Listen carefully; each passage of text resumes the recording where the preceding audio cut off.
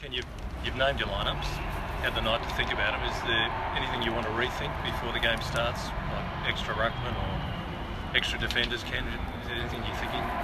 No. I think at this stage of the year, I don't think we change too much. We fit squad, we pick who we've got. So Don, how do you handle that Sam Jacobs rucking without a genuine or renowned ruckman next to him when you've got the Port Adelaide system against it? Yeah, well, it's going to be a challenge for Andy tomorrow to do some of the ruck work as well. But Sauce was in great form last week. He generally rucks very high minutes anyway, so for the time that Andy's in there, he'll compete and we'll adjust accordingly and play. But we're really confident with Sam there as our number one ruckman. He had a great game last week and he's in good form. Don, last week we saw Paddy Ryder effectively jump into Aaron Sandlin's at every single opportunity. Are you concerned at all that Sam Jacobs might wear down Jacobs tomorrow and he might not be good going into the last quarter? No, not worried at all. Like during the week, Kenbo said the club would give Jenkins up until the final minute, the morning of game day. He was ruled out yesterday. Why the change there? Oh, look, Josh, as you saw, Josh walked some laps on Wednesday.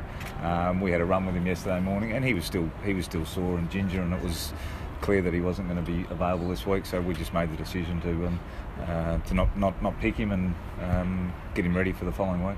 So time-wise, you believe he will be all right to play next weekend? Yeah, that's the plan. I mean, it was just a bridge too far this week for him, given the incident and given how he was actually presenting, and we just felt like, well, let's now prep him. He'll do some work tomorrow, which is going to allow him to be ready to go in a week's time. There's no Honch help as well make that decision? No, it wasn't. It was based on Josh and his capacity to play and perform at the level we wanted him to play at, and that was the sole reason for the decision on Josh. Ken, what do you do tonight? You've got the Magpies playing. How many of the emergencies do you release, or how many do you hold back? One. We'll keep one. That'd be Matty White. Not Cracker? You don't want to have that? No, Crack hasn't played much footy in the last little while, so Matty White will be the emergency Don that's not playing, so you don't have to watch.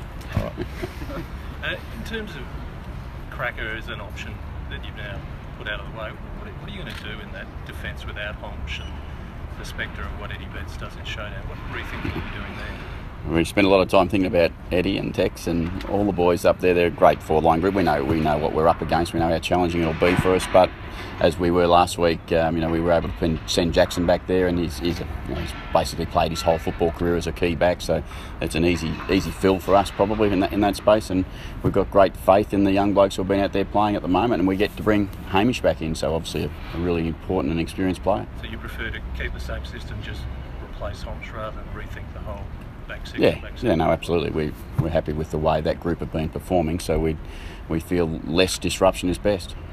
Sorry, Rich, you go. Is it a different Port Adelaide that you've noted? I know it's 2 weeks, but there's a bit of JLT as well. What have you noted that's different about Port Adelaide that's making you think about this game? Oh, look, I mean, it's early in the season. They've had a couple of really strong wins.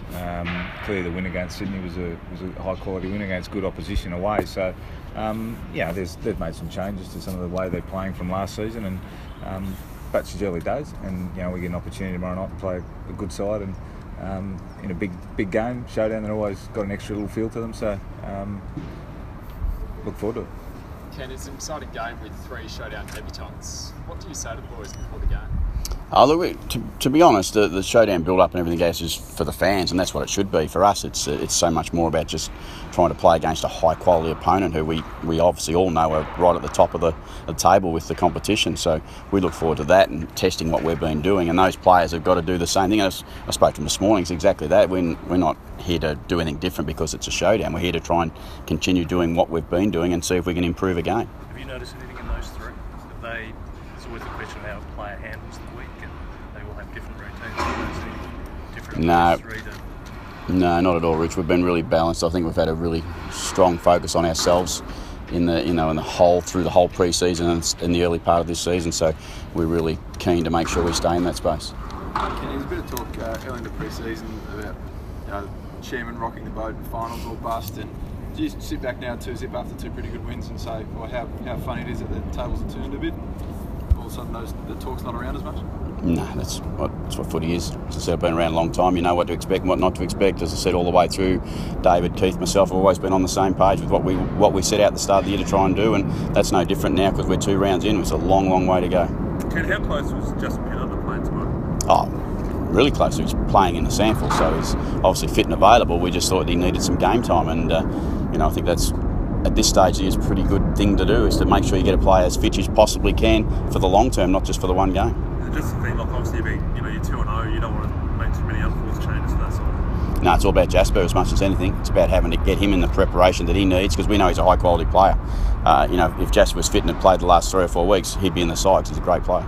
Ken, then Adelaide is known as a very high scoring side. We've seen the numbers. Are you happy to get into a high scoring showdown, or do you want it to be very, very different? If we have to, we have to, I suppose. It depends on what the game's doing and how we can keep ourselves in the game or control what Adelaide are trying to do. I mean, we know how damaging they can be, but equally as damaging we've been able to score ourselves in the first few weeks. So that's that will present a challenge for them on that side. But it'll be the side that wins the contest more than anything, to get you the ball where you want it the most. So this is where you're going to find out if your midfielders have come to understand that they need to work both ways, and they do need to cover, but they weren't so great at it last year. Oh no, I think they've understood that for some time. I think most teams in the competition understand that. It's just a matter of being able to practice it and do it regularly without influenced by other things.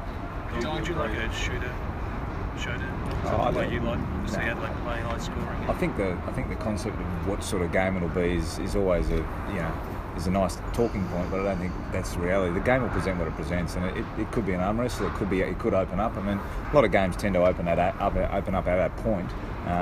But in terms of going in, I'm pretty confident that Ken's going in to try and play the way they want to play, and we'll go to play the way we want to play. Recognise each other's strengths and weaknesses, and try and exploit those and take advantage. And what that leads to, sort of game, don't know. I don't think anyone can really predict that. So for all those things that you brought up at the end of last year, what does the showdown answer for you as to where your team's placed in searching for those answers? It gives us another opportunity to build on the first 2 weeks. I mean, we come in with some good form. Both teams come in with good form, and some improvement in areas we've worked on, but also some learnings out of the first 2 weeks. And it's another step, another opportunity to continue to get better in the areas we've focused on. Particularly those new younger midfielders that you play.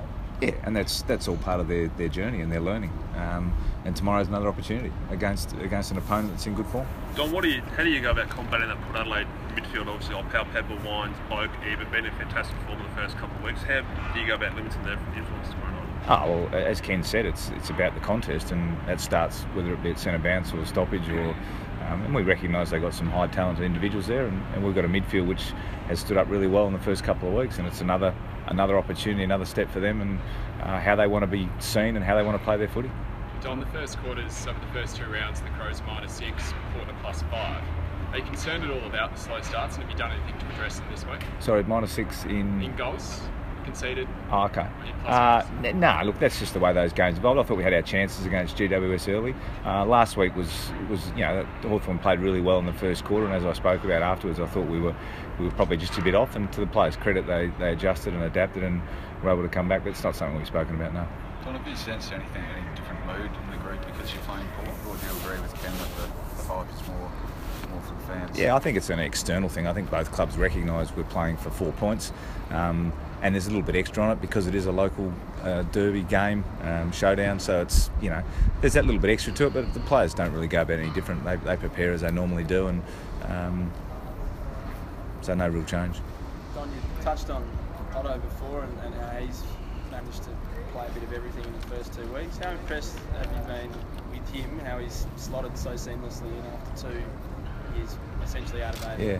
Yeah, it's been really, really pleasing for Andy. He did a lot of work in the off-season, and to his credit, at the end of last year he was a little bit frustrated because of lack of opportunity, but worked really hard over the off-season. As I've said previously, for guys who do the work and come back and they get continuity in their training and they get belief and trust from their teammates, he's just getting the reward for that work, which is great to see. And last week, we had to flip him after Josh went down. He flicked forward, and he performed as we expect he would, as a guy who's got the level of experience and a guy who understands the game. And so I'm just really happy for him for the work that he's done and the opportunities he's given himself, and now how he's playing. Is it handy to have that lack of opportunity as such, knowing that you've been so strong for the last year injury-wise, that you can then at the end of the season say you're going to play at most clubs with just need you to do have a big pre-season and you'll be right to go? Yeah, that's always the case with the whole squad. I mean, everyone's striving for that opportunity, and that's what you want. You want depth of your list that are actually putting pressure on for spots and getting better. And when the opportunity comes for them to play, they're ready to play and play the way you want to play. And that's one of the benefits we both have with having our own sample sides, is that you get a chance to see them play the way you want to play and see what level they're up to. But we continue, for our guys, it's about continuing to get better. If they continue to get better, they'll play good sample footy, and then they'll come in with real confidence to be able to play their role when they come in, and that's really all we ask of them. Has the last couple of weeks sort of reinforced your belief in, after going through a tough time, your own ability to deal with that sort of stuff and come out the other side? Oh, no, it's been challenges, no doubt. That we've had a couple of challenging years, but it's nice to see the boys get some reward for what we've put in place over the summer, and we made some pretty big adjustments to what we were trying to do, and hopefully they can continue to work in that same space. Again, key message for them is just do what we've been doing and work to improve that every time we play, and if we can do that, we'll get further growth again. Well, personally, it must be nice coming to work, going home with a couple of wins as opposed to dealing with the stuff that you would. Yeah, I don't have to have the armoured guard covering and taking care of my back or anything like that at the moment. So, but it changes. Look, footy is, as I said, it's a small start to the season in a long season, and if you get anywhere near comfortable, you end up in trouble. How do coaches deal with that fickle nature then? How do you deal with that fickle nature as a coach? No, I understand what it is. I think that's both Don and I have got a lot of experience around AFL football, and you'd be surprised if it wasn't what it's been, and I'm surprised if it's not what it is today. So that's just what footy is. Don, there was a report out of Melbourne yesterday about the club being closer to its salary cap. Have you had to ask players to take pay cuts to try and keep players like Jake Lever and Mitch McGovern? We put a statement out yesterday on that, to be honest, and that's covered it, in my view. Yesterday we saw Sean Dempster retire. Has Nathan Cracker or will Nathan Cracker reach out to Sean? Oh, look, I think in those circumstances, I think it's not just one incident thing that's caused, obviously, Sean to make his decision. It's something from a period of time, and also, but Nathan would be certainly aware of that, and as any player within the competition, they all feel for fellow players who end up having to retire because of those situations. But again, it's his future, it's his life for a long time for Sean. I'm sure he'll have great things to look forward to. How much have defenders in both of your sides had to adapt after it seems like there's a bigger crackdown on how they spoil or how they go into a contest, a marking contest in particular? Has it been difficult adjusting your defenders? I haven't really noticed the change, no. I think they've probably had to adapt more towards the uncertainty around the goal line and how close the ball gets to it, and whether you take possession of it or you knock it through. So more than the aerial stuff I've found. You had it certainly in the first game, Ken. Yeah, there certainly appeared to be a little bit of that in the first game, but I thought it disappeared in round two, to be honest. I thought straight away there'd been some sort of slight overcorrection, and then it was adjusted, and I thought last week was very normal. I'm like Don, I think the rush behind's the one that we all get excited by, and when it's up the wrong end, we don't like it, and when it's at the other end, we like it, so that's what it is. How are you coaching the guys then, particularly when it looks like any time they put the ball over a line, they're going to be penalised? What are you saying? You've just got to be cautious and try and read the cues of the situation. If it looks like you're under serious pressure, and generally players get a feel for that, and as I've always said with new rules, it takes a period to adapt, and there'll be some examples which will be highlighted as maybe umpires have got it right or wrong. I think generally after 5 or 6 rounds, the players adapt really quickly. They watch enough footy, they understand how it works, and they just change their behaviour. So I don't think it'd be an issue, after probably another 4 or 5 weeks. And Port home game, how happy are you to have 50,000 Port fans here? Yeah, it'd be nice. We look forward to it. I mean, obviously, the game itself brings a crowd along, and we know we're twice a year, and this one's feels nice and comfortable, and the next one not so comfortable. So we'll try and enjoy every part of tomorrow night, and look, it'll be great. This ground full of excitement and anticipation. It'll be a great night, I think. Can if you had a player say they want to stand a bit, does someone put up their hand or? No, they're not really queuing up for that job. I don't blame them. I hope we'll get that task. Someone in our back line. All right, thank you very much. I'll just get the trophy. Work. Go on, mate. You going to give it to me? I don't know who it'll be. I'll give you 7 names.